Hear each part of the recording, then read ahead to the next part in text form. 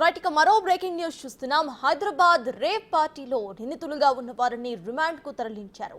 క్లౌడ్9 service apartments లో rave party నిర్వహించిన నాగరాజు యాదవ్ తో పాటు మరో 4గురికి రిమాండ్ ను విధించారు అధికారులు. రేవ్ పార్టీలో పాల్గొన్న నిందితులను చెర్లపల్లి జైలుకు పంపించారు. పార్టీలో పాల్గొన్న ఇంజనీరింగ్ స్టూడెంట్స్ కి కౌన్సిలింగ్ ఇచ్చారు. పార్టీలో పాల్గొన్న ఇంకొంతమంది అమ్మాయిల వివరాలు పోలీసులు సేకరిస్తున్నారు.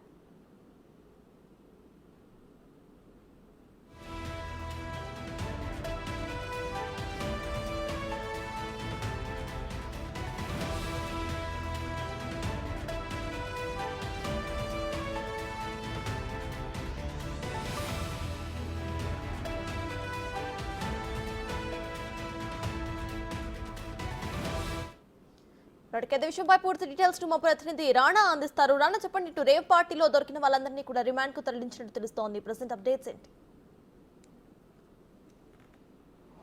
ఈ పార్టీకి పూర్తిగా పాత్రధారి సూత్రధారిని బట్టి నాగరాజు యాదవ్ను కూడా రిమాండ్కి తరలించారు పోలీసులు. అతను ఇచ్చినటువంటి స్టేట్మెంట్ ఆధారంగా ఆల్రెడీ రెడ్ హ్యాండెడ్గా పట్టుబడినటువంటి మరొక ముగ్గురు సంబంధించినటువంటి నిందితులు ఎవరు ఉన్నారో వారిని కూడా పోలీసులు రిమాండ్కి పంపించిన పరిస్థితి ఏర్పడుతుంది. నాగరాజు యాదవ్ వచ్చి తన ఆక్యుపేషన్ బిల్డర్గా పెట్టారు. తర్వాత రియల్టర్ కమ్ బిల్డర్గా మేము చేస్తామని చెప్తారు. తర్వాత మరొక వ్యక్తి కూడా దీంట్లో ఇన్వాల్వ్ ఉన్నారు. ఏటుగా సాయి కుమార్ యాదవ్, అతని ఏజ్ వచ్చి 27. అతను కూడా బేగంపేటకు సంబంధించినటువంటి వ్యక్తే.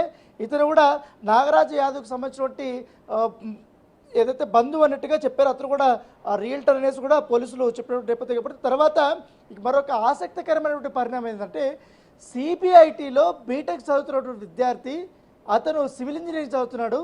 ఆ స్టూడెంట్ కూడా ఇప్పుడు పోలీసులు అరెస్ట్ చేసి చెర్లపల్లి జైలుకి తీసుకెళ్లారు. అతని పేరు వచ్చి టి ఇమ్మాన్యుయల్. అతను కేవలం ఏజ్ కూడా 20 సంవత్సరాలు మాత్రమే. ఇతను కూడా ఇప్పుడు ఈ డ్రగ్స్ కేసులో దొరికిపోయి అతను కూడా జైలు పాలైనటువంటి నేపథ్యం ఏర్పడుతుంది. తర్వాత మొత్తం ఈ రేవ్ పార్టీని ఆర్గనైజ్ చేసినటువంటి వ్యక్తి ఎవరైతే ఉన్నారో చిట్టి కిషోర్, అతని ఏజ్ వచ్చి 28, బంజారా హిల్స్లో ఉంటారు.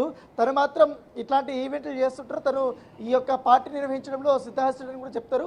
సో అతనికి చెప్పిన తర్వాత అతను పూర్తిగా అందరినీ ఇన్విటేషన్ చేయడము, లేకపోతే రూమ్లో ఉన్నటువంటి అన్ని అరేంజ్మెంట్స్ కూడా అతను చేసినటువంటి పరిస్థితి ఏర్పడితే అతను కూడా పోలీసులు అరెస్ట్ చేసినటువంటి నేపథ్యం ఏర్పడితే, అయితే ఈ కేసులో మరొక ఇంపార్టెంట్ వ్యక్తి ఎవరైతే ఉన్నారో జి నితిన్ అయితే అతను గోవా నుంచి హైదరాబాద్కి బస్సు రూపంలో ఆయన డ్రగ్స్ తీసుకొని వచ్చాడు. సో అతని పైన A4గా పెట్టారు. అతను క్లాత్ షాప్లో నిర్వహిస్తాడనేసి కూడా చెప్పినటువంటి నేపథ్యం కనపడుతుంది. ఎందుకంటే తరచుగా ఈ A1 ఎవరైతే ఉన్నారో నాగరాజు యాదవ్ ఉన్నాడో అతను తరచుగా ఇటు గోవాకి వెళ్తుంటాడు. గోవా నుంచి కూడా గతంలో కూడా ఈ డ్రగ్స్ సేవించినట్టుగా పోలీసులు నిర్ధారణకు వచ్చారు. అతను స్టేట్మెంట్లో కూడా అది రికార్డ్ చేసినటువంటి పరిస్థితి కనపడుతుంది.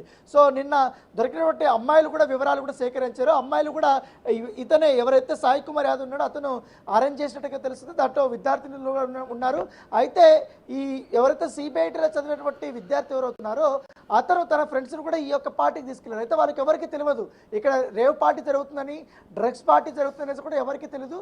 కాకపోతే ఇది ఒక birthday party, high profile birthday party అని చెప్తే, పైగా ఒక సర్వీస్ అపార్ట్మెంట్లో జరుగుతుందని తెలిస్తే వాళ్ళందరూ కూడా ఎగ్జైటింగ్గా ఫీల్ అయ్యి వాళ్ళు అక్కడికి వెళ్ళినటువంటి సందర్భము. అయితే వెళ్ళిన తర్వాత సడన్గా ఎస్టీపీ అధికారులు రావడము, ఎక్సైజ్ అధికారులు రావడము, దాడులు చేసిన తర్వాత రెడ్ హ్యాండెడ్గా పట్టుకోవడం. ఎందుకంటే ఈ ఇమ్మాన్యుయల్ దగ్గర కొకైన్ దొరికింది. ఎంత మొత్తంలో దొరికింది కూడా చాలా బ్రీఫ్గా పోలీసులు దీంట్లో చెప్పడం జరిగింది. ఎందుకంటే మళ్ళీ దాంతోపాటు ఈ ఫారిన్ బ్రాండ్స్ కూడా కొన్ని తీసుకొచ్చారు. లిక్కర్ బ్రాండ్స్ చాలా పెద్ద ఎత్తున మద్యం అక్కడ దొరికింది కాబట్టి వారిని కూడా అదుపులోకి తీసుకున్నటువంటి నేపథ్యం ఏర్పడితే మొత్తానికి కొకైన్ 1 గ్రామ్ దొరికింది. తర్వాత MDMA 2 గ్రామ్స్, ఓజీ కుష్ వచ్చి 0.84 గ్రామ్స్ దొరికింది. ఇంకా లిక్కర్ గురించి ప్రత్యేకంగా చెప్పాల్సిన అవసరం లేదు. వివిధ బ్రాండ్స్ అన్ని కూడా 12 ఫుల్ బాటిల్స్ ఉన్నాయి. తర్వాత దాంట్లో డిఫరెంట్ కంట్రీస్ చెందినటువంటి బ్రాండ్స్ కూడా దొరికాయి.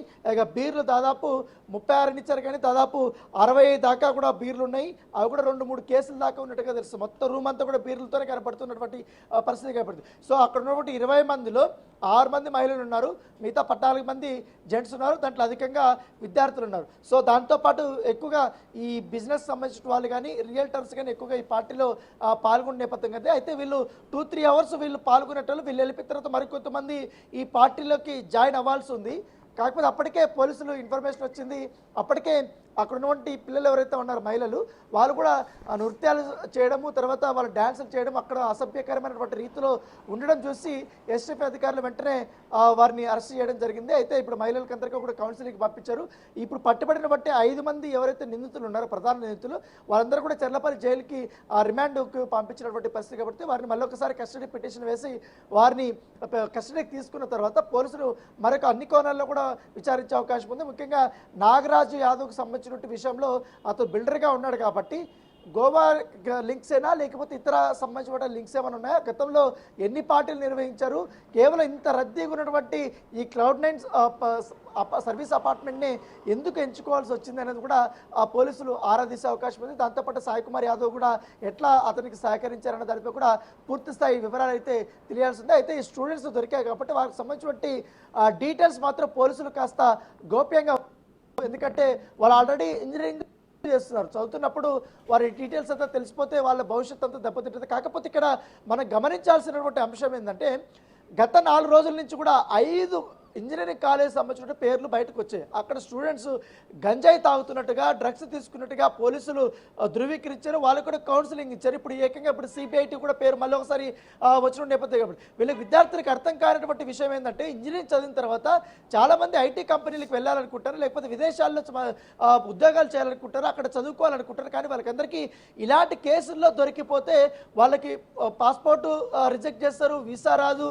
ఈవెన్తో నీకు ఐటీ కంపెనీలకు వెళ్తే ఆల్రెడీ వాళ్ళపైన ఎన్డీపీఎస్ యాక్ట్ కింద కేసులు ఉంటాయి కాబట్టి వారికి కనీసం ఉద్యోగాలు కూడా రావు. సో అది గమనించకుండా ఏదో ఫ్రెండ్స్ చెప్పారని లేకపోతే వేరే వాళ్ళు చెప్పారని ఎంజాయ్ చేద్దామనేసి అప్పటికప్పుడు ఇన్స్టాంట్గా ఆనందం పొందామనే ఉద్దేశంతో ఇలాంటి డ్రగ్ పార్టీలకు వెళ్ళడము, గంజాయి సేవించడం, డ్రగ్స్ సేవిస్తే మొత్తం లైఫ్ అంతా స్పాయిల్ అవుతుంది. ఎందుకంటే ఇంజనీరింగ్కి సిబిఐటి లాంటి కాలేజీలో సీటు దొరకాలంటే చాలా కష్టము, ఎంతో లక్షల డబ్బులు పెడితే కానీ వాళ్ళకి సీట్ రాదు. అలాంటి విద్యార్థి ఇప్పుడు ఎన్డీపీఎస్ చట్టం కింద అరెస్ట్ అయ్యి చెర్లపల్లి జైల్లో ఇప్పుడు శిక్ష అనుభవించినటువంటి పరిస్థితి వచ్చింది. సో విద్యార్థులందరూ కూడా గమనించాలని కూడా పోలీసులు పదే చెప్తున్నారు. ఇప్పటికే పలు కాలేజీల దగ్గర నోటీసులు కూడా అందించారు. ఎందుకంటే తస్మాత్ జాగ్రత్త, గాంజా కానీ డ్రగ్స్ కానీ ఇతర వ్యవహారాల్లో కానీ స్టూడెంట్స్ కానీ ఇన్వాల్వ్ అయితే చాలా కఠినమైనటువంటి చట్టము మేము ఉపయోగిస్తాం, వాళ్ళపైన చర్యలు కూడా తీసుకుంటామని కూడా చెప్తున్నారు. దాంతోపాటు రెగ్యులర్గా అంటే కాలేజీలో వారి కుటుంబ సభ్యులందరూ కూడా పిలిపించి స్టూడెంట్స్ సంబంధించి ఈ అవగాహన కార్యక్రమాలు కూడా ఏర్పాటు చేస్తామని కూడా పోలీసులు చెప్తున్నారు. సో ఈ స్టూడెంట్స్ ఇప్పుడు పట్టుబడారు కాబట్టి వాళ్ళకందరికీ నిన్న కౌన్సిలింగ్ కూడా పంపించారు, వాళ్ళ పేరెంట్స్ కూడా పిలిపించారు. కాబట్టి ఫర్దర్గా వాళ్ళ గతంలో ఎప్పుడైనా తీసుకున్నారా లేదని కూడా వివరాలు సేకరించిన తర్వాత ఈ కేసులో మరొక ముందుకు అడుగు వేయబోతుంది. Right, thank you Rana.